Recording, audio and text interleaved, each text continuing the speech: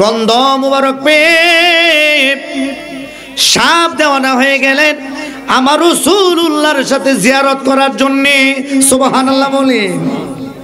কারণ সাপে চিনে আমার দয়াল নবীজি কেমন। ওয়াহাবিরা যদিও আমার নবীজির না চিনে, কিন্তু গর্তের সাপ আমার রাসূলুল্লাহকে ভালো করে চিনতো। কথা কোন ঠিক কিনা? বাজান, তুমি চিনো না নবী কেমন, কিন্তু গর্তের সাপ চিনতো আমার দয়াল নবীজি কেমন। বলেন না সুবহানাল্লাহ। সাপ গর্তের ভেতরে থেকে দেওয়ানো হয়ে গেছে কেন? বের হওয়ার জন্য। রাসূলুল্লাহকে দেখবে কেউ, রাসূলুল্লাহকে দেখতে মন চায় না? দয়াল নবীজিকে মন ভরে দেখবো, মন চায় কি চায় না?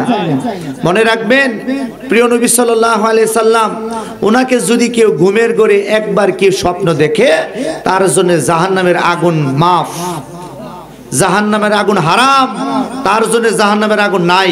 বলেন সুবহানাল্লাহ।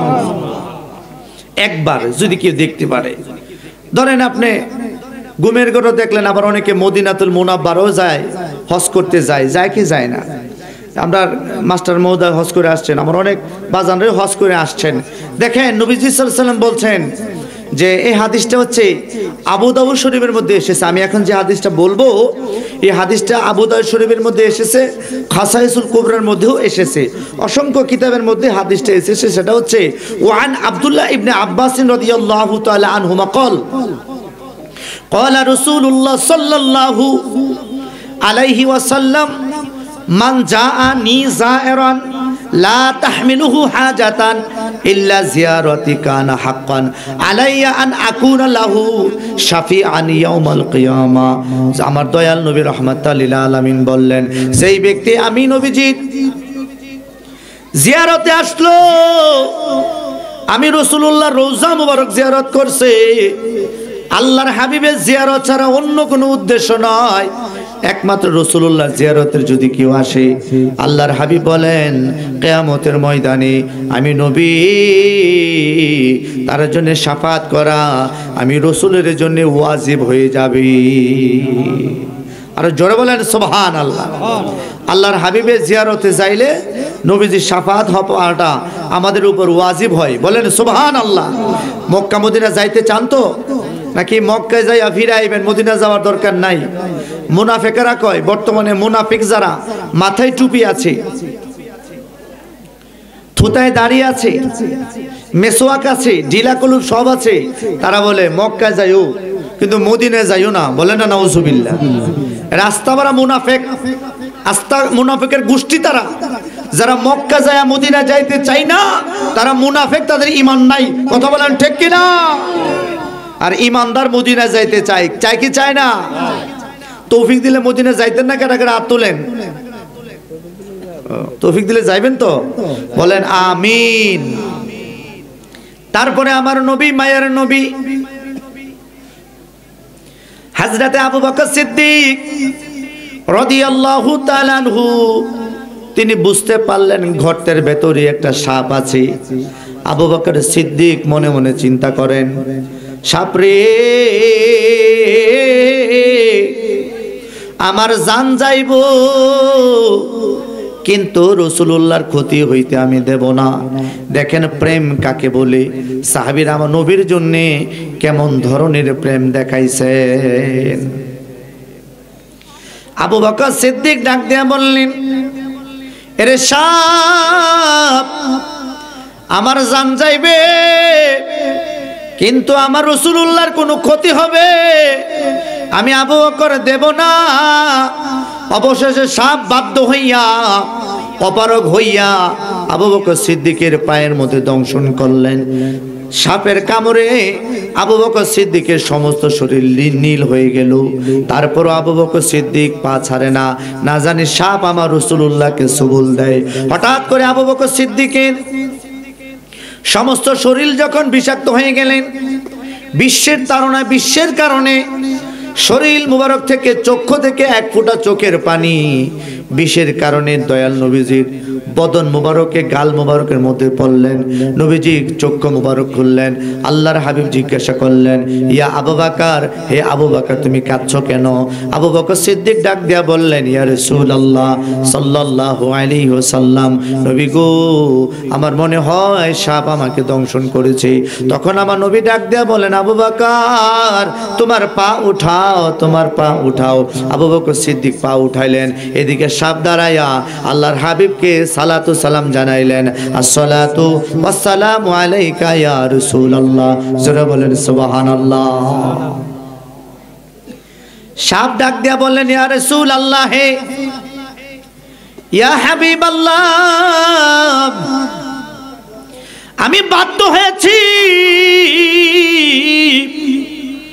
আপনার সাহাবী আবু বকরকে দংশন করার জন্য। ইয়া রাসূলুল্লাহ, আমি দংশন করতে চাই নাই, কিন্তু আপনাকে দেখার জন্য আমি উৎপ্রেরণ হয়েছি। ইয়া রাসূলুল্লাহ, আপনাকে দেখার জন্য আমি উদ্গ্রীব হয়েছি, আমি বিষণ্ণ অনুভব করছি। হুজুর সে আমাকে সুযোগ না দেওয়ার কারণে আমি আবু বকরকে দংশন করেছি। আল্লাহর হাবিব জবান মুবারক থেকে থুতু মুবারক বের করে আবু বকরের ক্ষতস্থানের মধ্যে লাগাই দিলেন। সাথে সাথে বাতে সাপের বিষ চলে গেল। আবু বকর সিদ্দিক গর্তের ভেতরে ভালো হয়ে গেলেন। বলেন সুবহানাল্লাহ। আমার মতো 20 কোটি মৌলবীর থুতু যদি সাপের ক্ষতস্থানে লাগিয়ে দেওয়া হয়, আপনারা সত্য করে কইবেন, মিছা কথা কইেন না, বিষ কি যাইবো? বড় করে বলেন যাইবো? তার হইলে নবীজির কেমনে নিজের মতো তুলনা করলেন? আপনি যে বলতেছেন নবী আমার মতো, এই ব্যাককলের গোষ্ঠী, তোমার থুতু, তোমার স্যার, তোমার কোনো ক্ষতস্থানে দিলে কি বিষ যাইবো? যাইতো না। কিন্তু আমার দয়াল নবীজি থুতু মুবারকের মধ্যে বিশ্বের সবচাইতে দামি মেডিসিন ওষুধ ছিলেন। বলেন সুবহানাল্লাহ। এটাই প্রমাণ করে নবী আমার মতো না। ঠিক নি বাবা? তার এক কোরআনের একটা দলিল পাইছে, সূরা কাহাফ শেষের আয়াত, কুল ইন্নামা আনা বাশারুম মিতলুকুম। এতটুকু কয়, পরে আর কয় না। এ ব্যাককলের গোষ্ঠী ফরতারাত আছে কি, কুল ইন্নামা আনা বাশারুম মিতলুকুম ইউহা ইলাইয়া আন্নামা ইলাহুকুম ইলাহু ওয়াহিদ। এই আয়াত কইতা না, সারাটা ভাঙ্গা কইলেও তো আর ফেস লাগে না। কথা কোন ঠিক কি না? কিন্তু অর্ধেকটা কয়। কি কয়? অর্ধেকটা। আমি প্রায় সময় বলে থাকি, আমার দয়াল মুর্শিদ কেবলও বলতেন, কোনটা? এক ব্যাককলে বই ফইরা, বই কিতাব ফইরা, মানে শুধু বই পড়া ডাক্তার হইছে, প্র্যাকটিক্যাল কারোর সাথে প্র্যাকটিস করে নাই। কারণ যারা ডাক্তার হয় MBBS হওয়ার পরে কিছুদিন প্র্যাকটিস করতে হয় না, ও ট্রেনিং দিতে হয়, যাকে ট্রেনিং বলা হয়। কিছুদিন ট্রেনিং দিতে হয়। এই মগার ঘরে মগায় ইগোটা কমারে বেটা, আরে বাবা বিরক্ত নিস না বাপ, মজা পাইতেছি না। তো ডাক্তারই শিখছে শুধু বই পড়া। এই আপনারা কি কথা শুনতেছেন? প্লিজ একটু শুনেন। তো ডাক্তারি মেডিসিন মেডিকেলের সকল বই পড়া সে দাবি করতেছে, আই এম এ ডক্টর। বড় বড় MBBS ডাক্তারের কাছে গিয়া চ্যালেঞ্জ করে, আই এম এ ডক্টর ইত্যাদি কয় আর কি। তো মায়ের হয়েছে অসুখ, মা কি মাল লাগে, কি মায়া লাগে না? মার জন্য কি দরদ লাগে না? যে পোলা পায় না মায়ের প্রতি দরদ নাই, ইটা অবৈধ সন্তান। এরা কিয়ামত পর্যন্ত হজ করলেও আল্লাহর কাছে হজ কবুল হইতো না। যে ছেলে পেলেগুলি মা বাবার খেদমত করে না, এদের উপর আল্লাহর গজব যে কোনো মুহূর্তে পড়তে পারে। কারণ মনে রাখবা, মা বাবা তোমার বাস্তব হজ। মক্কা মদিনা গেলেও হজ হয়, আবার মায়ের চেহারার দিকে তাকাইলেও হজ হয়। সুবহানাল্লাহ জোরে বলেন। আমি আজকেও আসার সময়, আমি তো প্রায় সব সময় আমি আমার আম্মা হুজুরকে সালাম করে কদম বসি করে তারপরে বাড়ি থেকে আসি। আজকেও সন্ধ্যার সময় আম্মা হুজুর তো আমার পাশের রুমে থাকে। আম্মা হুজুরকে বললাম, মা আমি মাহফিলে যাচ্ছি। বাজান কই যাইবা? বললাম যে মা সাহের চর। আম্মা হুজুর জীবনের দিকে আসে নাই, কিন্তু সাহের চর প্রায় তো বলি। আম্মা হুজুর বল ঠিক আছে যাও সাবধানে যাই আয়া পড়বা বাড়ি কেউ মা তো এমনি কয় ঠিক নিও আমার জিজ্ঞেস বাজান আয়া পড়বা বাড়ি আমি জি আম্মা আমি আয়া পড়ুম সালাম করে আমি আসছি বাবা রে যেদিন মায়ের পায়ে ধরে সালাম করে আসি চুমু খেয়ে আসি মনে হয় আমি যেন আল্লাহ পাকে জান্নাত মাথায় নিয়ে আসতেছি এই আমলটা বাজান আপনারা কইরেন যদি কারো বাড়িতে মা থাকে এই শীতের মৌসুমে মারে সুন্দর দেখে একটা কম্বল কিনা দিয়েন আপনি ল্যাপ দিয়া কম্বল দিয়ে ঘুমাবেন আপনার মার অতিরিক্ত আরামের দরকার আছে আছে না বাপ আপনার বাবার অতিরিক্ত আরামের দরকার আছে শুধু নিজের আরামে থাকলেন মারা এমন একটা রুমও দিচ্ছেন দক্ষিণা বাতাস সারাদিন সারা রাত বাতাস ঢুকে আর আপনি বিল্ডিং এর মধ্যে পড়ে আরামের বউলিয়ে ঘুম ইয়া কিয়া হায় এরকম অবাধ্য পোলাপানা তো আছে আছে না নাই সাবধান মা বাবা এমন ব্যক্তি জিরো একদম জিরো লেভেলের এই ছেলে পেলেগুলো যদি মা বাবার খেদমত করে আল্লাহ তার হিরো বানিয়ে দিবে বলেন সুবহানাল্লাহ বাস্তব এইগুলি আর এইগুলি বাস্তব ইবাদত বেটা আমি নামাজ পড়ছি কবুল হইলেও হইতে পারে না হলেও নাই কিন্তু মায়ের কদমে একবার যদি চুমো লাগাইতে পারো নবী বলে তুমি জান্নাতের চৌকাঠে চুমো দিছো বলেন সুবহানাল্লাহ আমার দয়াল নবীজি বলে বেটা এই কারণে মা বাবার খেদমত করবা সাহেবচরের যুবকেরা জানি তোমরা সুন্নি পোলা পাইন কিন্তু মা বাবার খেদমত বাজান ছাইরো না মা বাবা অনেক দামি জিনিস যারা হারাইছে তারা বুঝে ঠিক নিও বাপ যারা হারাইছে তারা বুঝে মা বাবা কি জিনিস আর যাদের আছে তারা থাকতেও বুঝে না তারা নারে কইটা চলে আবার অনেক পোলা পাইন আছে আমরা গ্রামের মধ্যে হয়তো বা না বৃদ্ধাশ্রমে যায় মা বাবারে পাঠায় দেয় বৃদ্ধাশ্রম এবারে তুই বৃদ্ধাশ্রমে পাঠাইছ তোর লাগে তোর পুত্রেরই তোরও পাঠাইবো বৃদ্ধাশ্রম কথা কোন ঠিক কিনা মালিক বলতেন আমার মহান মুর্শিদ কেবলা বলতেন লাহা মা কাসাবাত ও আলাইহা মাকতাসাবাত তুমি যেটা করবা তুমি এটাই পাইবা ঠিক নি বাবা আপনি যদি আরেকজনে খারাপ কিছু কোন আপনি মানুষের ঠকান আপনি মানুষকে গালি দিলেন মানুষের হক নষ্ট করছেন আপনি একটা নষ্ট করার লাগে আরেকবার রাস্তার মধ্যে বইয়ে রয়েছি তেরো পাইতেন না ঠিক নি বাপ এ কারণে সাবধান be careful about our parents মা বাবা সম্পর্কে যেন আমরা সতর্ক হই মা বাবা অনেক দামি জিনিস আজকে আর সেদিকে যাচ্ছে না তবে মূল কথাগুলো আমি বলে দিলাম দেখেন একটা হাদিস মনে হয়ে গেছে মুসলিম শরীফের হাদিসটা হচ্ছে আন আবি হুরায়রা রাদিয়াল্লাহু তাআলা আনহু একজন নবীজির সাহাবী বাজান আপনাদের কষ্ট হইতেছে বলতেছে হুজুর আমি আমার মা বাবার মধ্যে সবচাইতে ভালো কারে বাসবো নবীজি বলেন ক্বালা উম্মুকা তুমি তোমার মাকে ভালোবাসবা সাহাবী বললেন হুজুর ইয়া রাসূলুল্লাহ সুম্মা মান তারপরে কাকে নবীজি বলেন ক্বালা উম্মুকা তুমি তোমার মাকে সাহাবী আবার প্রশ্ন করেন ক্বালা সুম্মা মান হুজুর তারপরে কাকে নবীজি বলেন ক্বালা উম্মুকা তুমি তোমার মাকে তিনবার কইছে মায়ের কথা কয়বার তিনবার নবীজি সাল্লাল্লাহু আলাইহি সাল্লামকে সাহাবী আবার প্রশ্ন করলেন ক্বালা সুম্মা মান হুজুর তারপরে কাকে নবীজি বলেন ক্বালা আবুকা চার নম্বরে বলেন বাবাকে তিনবার বলেন মায়ের কথা একবার বললেন মা বাবার কথা কেন কেনর উত্তরটা আমি না দিয়ে একটা সলিউশন আপনাকে দিচ্ছি আজকে বাড়িতে যাওয়ার সময় একটা ইট আছে না ইট একটা ইট আর কয় ওজন 1.5 কেজি 2 কেজি হইতে পারে না 3 কেজি তাই না একটা ইট রশি দিয়ে ফেরের মধ্যে বাঁধবেন বাইন্দা আজকে রাত্রে সারাটা রাত আপনি ঘুমাবেন সকালে পরে উত্তরটা আপনি নিজেই পাইবেন কতক্ষণ একটা ইট আপনি এক রাত্র পেটের মধ্যে বেঁধে ঘুমাইতে পারবেন না আপনার কষ্ট হয় ঘুমাইতেই পারবেন না আর আপনার মা আপনি ওজনের ছিলেন এই পেটে আপনার মা আপনাকে 10 মাস 10 দিন গর্ভে ধারণ করেছে ওই মারে তুমি কেমনে কষ্ট দাও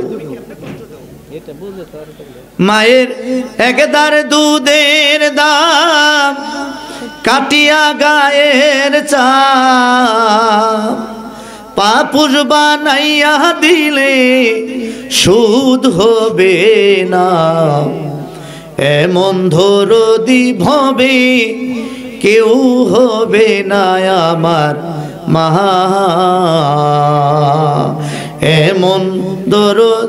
এমন দরদি ভবে কেউ হবে না আমার মা আল্লাহুম্মা সাল্লি আলা সাইয়্যিদিনা চা খাওয়াইতে পারবে কি ওই বলেন ওয়ালা আলি সাইয়্যিদিনা। বাজান আপনারা দুরুদের যে আওয়াজ মনে হচ্ছে আপনারা ঘুম আসছে, সবাই মোহাব্বতে উচ্চ আওয়াজে বলেন আল্লাহুম্মা সাল্লি আলা সাইয়্যিদিনা মুহাম্মাদ ওয়া আলা মাওলানা। আল্লাহ তুমি দয়া করো নসিব করো নবীজিকে না দে কবর দেশে নিও না। আল্লাহুম্মা সাল্লি আলা সাইয়্যিদিনা মাওলানা মুহাম্মদ ওয়া আলা আলি সাইয়্যিদিনা।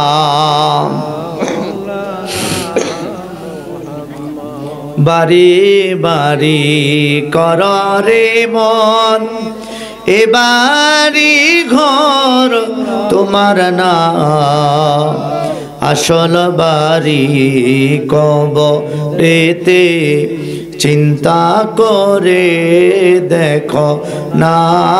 আল্লাহুম্মা সাল্লি আলা সাইয়্যিদিনা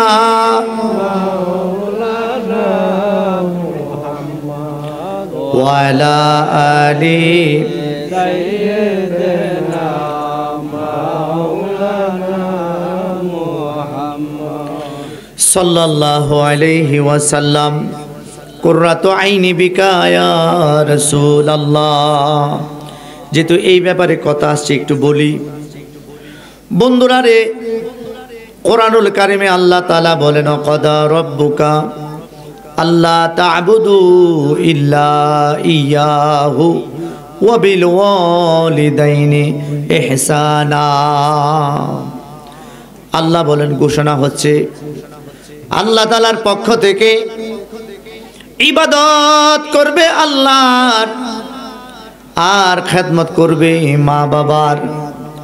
ইবাদত করবে আল্লাহর, খেদমত করবে মা বাবার। বলেন মারহাবা। নারে তাকবীর, নারে রিসালাত। প্রধান বক্তার আগমন এই মাহফিলের পক্ষ থেকে নারে তাকবীর।